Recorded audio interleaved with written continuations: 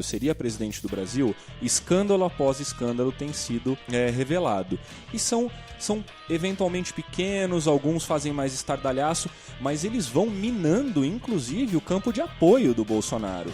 Até que ponto escândalos como esse do Queiroz e esses entreveros internos de apoios, enfim, vão minando esse apoio, esse respaldo que o Bolsonaro tem nos próprios eleitores? Vai minar, vai diminuir um pouquinho a confiança, porque ele levantou a bandeira da honestidade. Ele foi eleito com a bandeira da honestidade na mão. Então, assim, e ele tem 30 anos de política, de vida pública. É óbvio que se cavar vai achar muita coisa. Ele tem e mais 3 filhos na vida pública por mais de sei lá quantos anos. Ele tem 30 anos, os filhos devem ter 10, 12. Então, assim, um é deputado, o outro é vereador. É óbvio que ele quis interromper essa investigação porque é um rastilho de pólvora, né? Vai botar fogo lá e aí só Deus sabe onde vai parar. E assim, os eleitores dele, eu acredito que vão rapidamente se decepcionar. Como eu disse em um dos programas anteriores, a minha data limite de lua de mel deste governo com todo mundo é 6 meses. Tem 2 coisas pra falar. A primeira com certeza ele tem um monte de coisa que é só cavar acha. A primeira é uma pergunta: por que a imprensa não fez isso antes? Durante a campanha, quando esse cara se lançou candidato? Porque a imprensa, a gente sabe que é mestre nisso, né? De derrubar aí personalidades e tudo mais. Por que deixaram esse cara se eleger desse jeito pra agora? Será que alguém tinha alguma esperança? Deixaram ele se eleger senador e o pai presidente. E a outra coisa, assim, vai minar, lógico, mas, cara, cego é cego, né?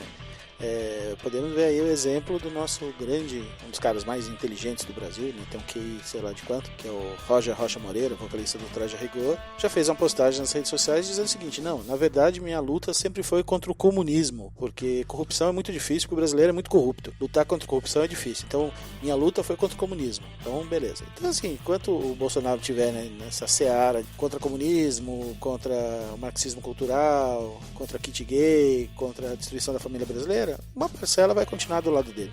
Agora, 2 pontos são interessantes para a gente encerrar esse assunto, na minha percepção, que são a influência do governo no STF. O Luiz Fux, para mim, ele tirou uma batata quente do colo. Ele simplesmente falou: essa pica não é minha, fazendo uma analogia a um filme brasileiro, falou: eu tô fora, vou suspender por enquanto, e a hora que for 1º de fevereiro, daqui a 12, 15 dias, o Marco Aurélio define. Só que o Marco Aurélio, mesmo estando em recesso, ele se posiciona e aparentemente mostra uma independência real do STF e não uma influência direta do governo. Vamos aguardar, esse é um ponto extremamente importante. O STF precisa mostrar isenção nesse momento. Não que eu acredite nisso 100%, mas tenho alguma esperança quanto a isso. Outro ponto, para ir para a nossa segunda pauta da semana, que eu acho que desagradou todos os lados, Marcelo, foi uma das principais promessas de campanha do Jair Bolsonaro, e logo como presidente da República, no primeiro mês, já baixou um decreto, mas que não foi o decreto que agradou todo mundo, né? Sem dúvida. Era o decreto que todo mundo esperava, a grande maioria, pelo menos, que votou nele esperava, que era a flexibilização da posse e do porte de armas, de liberar as armas de fogo para o cidadão de bem, e não aconteceu, né? Ele assinou o decreto com toda a pompa, chamou a imprensa, chamou os principais ministros ali, os principais estavam de pé atrás dele e o resto sentado na frente, estava todo mundo ali, não tinha imprensa, pouquíssima imprensa e tal, mas acabou desagradando todo mundo, desagradou a gente que é contra, que acha que o cidadão não tem que andar armado, mas desagradou o brucutu que acha que tem que andar com a R15 no porta-malas do carro também. Então vamos lá, por que desagradou? A esquerda, entre aspas, a oposição, quem é contra a posse e o porte de armas, foi desagradado porque não queria nenhuma flexibilização nessa lei. Exato, certo? Do jeito que tá já não é perfeito, e não tinha que flexibilizar nada. E ele flexibilizou. E a direita, que eram alguns dos principais eleitores do Bolsonaro, queria uma flexibilização muito maior. Queria poder andar armado na rua, é isso? Isso, queria andar armado na rua, queria poder começar a comprar arma importada e outras coisas que eles não vão ter, né? Armas maiores, como você falou. Maiores, Fuzil, né? Foi liberado pistola, revólver e espingardas para os moradores de zona rural, e os caras querem ter, até tem um vídeo da Joyce Hasselman, não sei se vocês viram essa semana, dizendo, com o decreto do meu presidente eu vou poder fazer aqui o que eu faço nos Estados Unidos. Aí tem um vídeo dela em câmera lenta, assim, andando toda bonitona, se acha bonita pra caramba, né? Abrindo o porta-malas do carro e tirando um fuzil de assalto. Eu não entendo de arma, não sei se é um R15. É que ela não é feminista, as feministas que são feias. E aí ela pega uma pistola, um cofrinho, daquele que a gente tinha falado, com espuma dentro, pega o fuzil e vai pro stand de tiro e mete bala no bonequinho. E não aconteceu, né? Desculpa aí, não vai ter fuzil não. Agora, Cruz, pra você, a gente estava conversando aqui antes da nossa gravação, pra você, essa flexibilização, por mais que ela tenha desagradado quem queria andar com a arma na mão, na rua, pra você foi muito grave isso. Porque, por exemplo, um dos principais pontos dessa flexibilização foi que qualquer cidade de um estado brasileiro com um índice de 10 homicídios para cada 100 mil habitantes estaria liberado para ter posse de armas para o cidadão, com alguns critérios lá, o psicotécnico, o curso de tiro, sem antecedentes criminais, emprego fixo, essas coisas, poderia ter acesso à posse de arma. Isso significa que absolutamente todas as cidades do Brasil estão liberadas. Todas. Porque os números base são de 2016 e 2017, né? E todos os estados brasileiros têm números de índices de homicídio maiores do que 10 para 100 mil. São Paulo diz que não, né? São Paulo diz que é 6,4, mas deram um jeitinho de incluir São Paulo aí. Porque são os números antigos, né? Agora, Cruz, pra você, como é que você encarou isso? Foi uma flexibilização pesada? Foi uma flexibilização bastante pesada. Porque, pensa bem, agora, se eu não me engano, não tenho o número exato, mas 90% dos homicídios do Brasil... E de cada 5 brasileiros, 4 têm direito a ter uma arma. Pois é. Então, assim, é esse tanto de arma que pode ser despejada na vida cotidiana da sociedade. Então, assim, a questão se o cara... toda a balela que se fala de ter uma arma em casa, guardada num cofre, quem é que vai ver que a arma do fulano tá guardada no cofre? Quem é que vai verificar se ele não tá saindo com a arma na cintura todo dia? Se o cara fica com a carteira de motorista dele vencida 2, 3, 4, 5 anos e não acontece nada, na cabeça do fulano, com a arma vai ser exatamente a mesma coisa. Se o cara continua dirigindo bêbado, né? Hoje estava vendo uma matéria que em São Paulo vão proibir o consumo de bebida alcoólica fora dos postos de gasolina. Aí os caras estavam discutindo, mas puxa, e se o cara beber dentro e sair bêbado de dirigir, se isso fosse problema? Não, então tem que prender o cara que faz isso, né? Não se ele bebe dentro do posto ou fora do posto. Exatamente. Você chega e fala assim, se eu proibir o cara de beber do lado de fora do posto, tudo vai mudar. Não vai haver mais bêbados ao volante. É a mesma coisa, gente. Então, assim, agora o nosso querido presidente, que é um amante das armas, ou seja, ele é um ídolo para quem gosta disso, para quem acha que a arma vai dar mais segurança para cada uma das famílias aqui no Brasil. Então, assim, como ele é o ídolo e o bastião e o horizonte disso, é óbvio que as pessoas vão se sentir autorizadas a fazer o que quiser com essa arma. Fazer o que quiser, eu digo, de sair com essa arma na cintura. Não vai ser a lei que vai impedi-las de fazer isso. O presidente, ele já começou a falar, tem um discurso muito leve ainda sobre o porte de armas. Ele fala que não é uma coisa para agora, mas que isso vai entrar em pauta em algum momento. Não é para agora porque ele não tem poder para isso, né? Isso é o Congresso que decide, não é ele. Exatamente. Então isso não é uma questão de lei, o que o Cruz está falando é uma questão de aval moral quase, né? Exatamente. Do presidente. Agora, eu entendo completamente por que os a favor do porte, inclusive de armas, se decepcionam. Por quê? O que essa flexibilização continua dando permissão?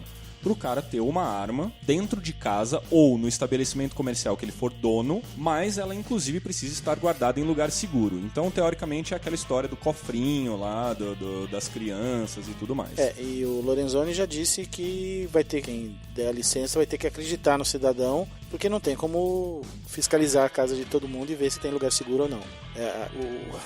O executivo não confia no cidadão quando o assunto é imposto de renda, né? Mas quando é arma, confia.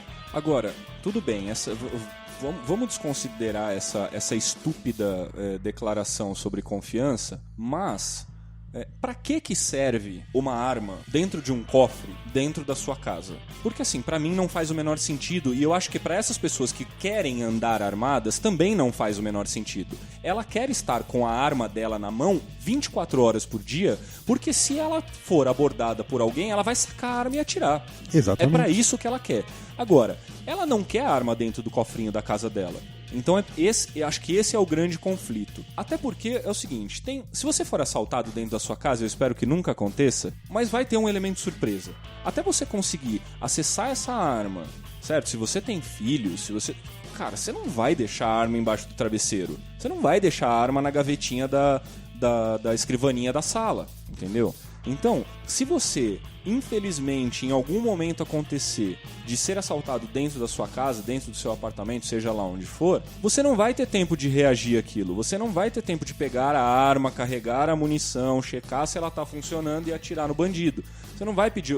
Não é que nem Netflix, que você vai ali, pausa a situação, vai lá, pega a arma e volta com a arma na cabeça do bandido. Isso não vai acontecer. Então, assim, pra que o uso? Pra que essa flexibilização? Ela não faz o menor sentido. Ela não faz o menor sentido se você pensar logicamente. Sim, se pensar Mas logicamente. ela faz todo sentido do ponto de vista que eu tô colocando. Por quê? Porque o cara que tem uma arma dentro de casa, ele vai deixar essa arma no lugar que ele acredita ser necessário para proteger a família dele. Se é em cima do guarda-roupa, se é dentro da gaveta da cômoda, se é na gaveta da cozinha junto com as facas, ele vai deixar onde ele quiser, entendeu? E isso é claro e cristalino para mim. Agora, um risco imenso está na violência doméstica, isso sem dúvida, né? Apesar do governo desconsiderar a palavra feminicídio, eles praticamente abominam essa palavra. Eu fiz até há pouco aqui a brincadeira que a Damares falou, que nós somos lindas, as mulheres que não são feministas, e as feministas são feias, mas isso não é uma brincadeira. Existem dados gravíssimos sobre morte de mulheres dentro de casa, pelos seus companheiros, enfim. Com uma arma na mão, isso fica... esse risco cresce muito. Outro risco que cresce muito é o do seu bandido entrar na sua casa e roubar a sua arma. Então essa coisa de o bandido está armado, o cidadão de bem está desarmado, isso vai continuar assim e vai ser pior até. Porque assim, o bandido vai entrar na tua casa achando que você tem uma arma e vai querer a sua arma. E a outra ilusão? A outra ilusão é assim: eu vou ter uma arma dentro de casa e os bandidos vão pensar 2 vezes antes de entrar na minha casa. Gente, bandido assalta quartel de exército, assalta delegacia para roubar arma. Você acha que ele vai ter medo de entrar na casa de alguém porque ele acredita que vai ter uma arma? Até porque quem não tem nada a perder, que é o caso de muitos desses bandidos, não tá preocupado com isso, né? Jamais. E na minha concepção, que é um pouquinho além, hoje, esse cara não tem muita dúvida que a grande maioria dos domicílios não tem arma. Quando ele fala assim, fulano, ciclano, beltrano pode ter uma arma, o que ele vai fazer se pintar qualquer dúvida? Ele vai passar fogo em todo mundo, cara. Ele não vai trancar as pessoas no banheiro que nem ele fazia, ele vai passar fogo, cara. Não só isso, pra mim, inclusive, vai aumentar o número de furtos em domicílio. Porque, assim, por exemplo, São Paulo, uma cidade que eu não sei qual é a porcentagem, mas quase todo mundo aqui mora em apartamento. O número de assaltos no apartamento, quando o morador está dentro, lógico que isso existe, mas é pequeno. Porque aquela história de, eu quero o cofre, eu quero as joias, eu quero as obras de arte, o ladrão já sabe que isso hoje é difícil quem tem isso em casa. A partir de agora, o cara vai saber, nesse prédio aqui, tem 20 apartamentos, deve ter umas 15 armas. Vai aumentar o número de assaltos. As pessoas vão começar a entrar em condomínios, inclusive, em prédios domiciliares, para roubar as armas, né? coisa que não faz hoje em dia. Porque, você mora numa casa e aí precisa de uma arma, é um argumento. Você mora num apartamento e precisa de uma arma, o condomínio não tem segurança, não tem câmera, não tem portaria, né? E vamos retomar aqui um ponto que a gente falou no podcast número 3. Defesa do cidadão é uma responsabilidade do Estado. Essa coisa de terceirizar a responsabilidade de se defender para o cidadão, cara, isso é